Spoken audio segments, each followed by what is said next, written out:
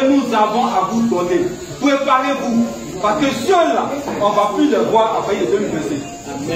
Ceux-là, on ne va plus les voir à partir de 2026. Ceux-là, on ne va plus les voir à partir de 2025. Il leur reste 1 mois, 2 mois, 3 mois, 4 mois, 5 mois, 6 mois, 7 mois, 8 mois, 9 mois, 10 mois, 11e mois. Quand on dit 12e mois net, c'est fini. Ils sont partis. Mais ça dépend de vous. Si vous les aimez, ne mettez pas vos enfants sur la liste étoile. Si vous les aimez trop, vous-même ne vous pouvez pas parler de voter. Le message est simple. Tous les autres messages sont des messages des gens qui sont distraits. Le parti est focus. Nous sommes un parti organisé. Quand Gbagbo est venu, il a dit je vais créer d'abord mon parti. Et il a créé le parti. Regardez bien la démarche de Gbagbo. On part du Fonds populaire ivoirien au PPACI. Parce qu'il a compris que l'idée de souveraineté ne doit pas être seulement sur les Ivoiriens, mais il faut que tous les Africains épousent cette idée, parce que c'est ensemble qu'on est fort. Regardez les autres pays de l'Afrique. Les idées de Gbagbo sont ces idées-là qui dirigent maintenant le Mali, qui dirigent maintenant le Burkina, qui dirigent maintenant le Niger, qui dirigent beaucoup d'autres pays en Afrique, parce que l'idée de Gbagbo a contaminé l'Afrique et en train de prendre tout le monde entier. C'est de ça qu'il s'agit. Et quand on avance, il dit je vais créer le parti des peuples africains. Mais c'est un message. C'est un message qui est fort. C'est une évolution de la pensée politique de l'homme de Gbagbo. Et ce message, il a construit pendant 8 ans d'emprisonnement. Il s'est assis, il a réfléchi. Mais qu'est-ce qui n'a pas marché? Qu'est-ce que je n'ai pas bien fait? Comment je dois faire pour libérer les Ivoiriens qui ont un nouveau parti avec une nouvelle vision? C'est ça que le PPACI. Et quand on est au PPACI,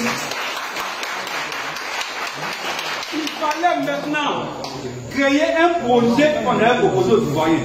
On a créé ce projet, on a confié le travail à Koné Katina Justin, le projet est sorti. Il fallait maintenant présenter le projet aux Ivoiriens. On a fait ça. Il fallait maintenant choisir un candidat. On a choisi un candidat. Maintenant qu'on a choisi un candidat, on a décidé d'appeler tous les autres partis de l'opposition. Pourquoi on se met ensemble? Pourquoi on regarde? Parce qu'on ne peut pas aller aux élections aussi avec cette liste électorale-là. Il y a des femmes dans la liste électorale, elle seule, elle a 500 enfants. C'est la femme la plus fertile de l'humanité. Ça, on ne peut pas accepter. Il y a des gens qui ne sont plus de ce monde, mais leur nom est sur la liste électorale. Et Gbagbo qui est vivant là, on dit son nom n'est pas sur la liste électorale. Est-ce que ça vous pouvez accepter? Non. Est-ce que ça vous pouvez accepter? Non. Quand on dit son nom n'est pas sur la liste électorale, Djamala demande, mais pourquoi son nom n'est pas sur la liste électorale? On dit à Djamala, parce que Gbagbo a braqué. Donc Gbagbo c'est un braqueur? Non. Gbagbo c'est un braqueur? Non. Est-ce que vous savez ce qu'on appelle un braqueur? Non. C'est quelqu'un qui casse porte, qui rentre dans une maison, qui met tous les habitants à terre et il voit ce qu'il veut et puis il s'en va. Est-ce que ça c'est le travail de Gbagbo? Est-ce que braqueur c'est bon nom? Non. On dit nous notre papa là, il n'est pas braqueur. C'est tout ce qu'on dit. On dit nous notre papa là, il n'est pas violent. Dans ce pays là, on connaît les violents. Dans son pays là, on connaît les braqueurs.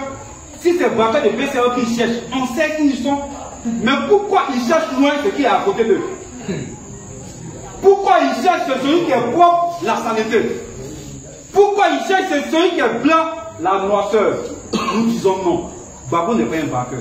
Et ça, c'est pas négociable. Parce que nous, là, on dit on est pour Gbagbo. Et puis toi, tu es pour Gbagbo. Oh, donc tu es un pour braqueur. Moi, je ne suis pas pour braqueur. Je suis pour Gbagbo. C'est pour ça qu'il est bon qu'on redresse l'injustice qui a été faite à l'homme Gbagbo. Et ça, c'est pas négociable. Ils disent non, c'est une affaire de justice, c'est pas politique. Mais non, c'est politique. Parce que c'est une affaire de justice. La Cour africaine des droits de l'homme, qui est en haut de la justice ivoirienne, dit Gbagbo n'a rien fait, remettez son nom. Mais pourquoi ils ont peur de remettre son nom? Parce qu'ils savent que si Gbagbo est candidat, Gbagbo va gagner. Si Gbagbo est candidat, Gbagbo va gagner.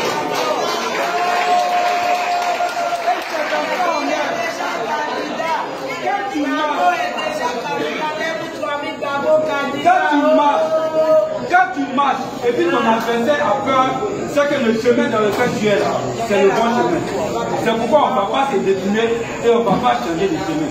Donc voici le petit message que je voudrais vous donner, en vous disant d'être serein.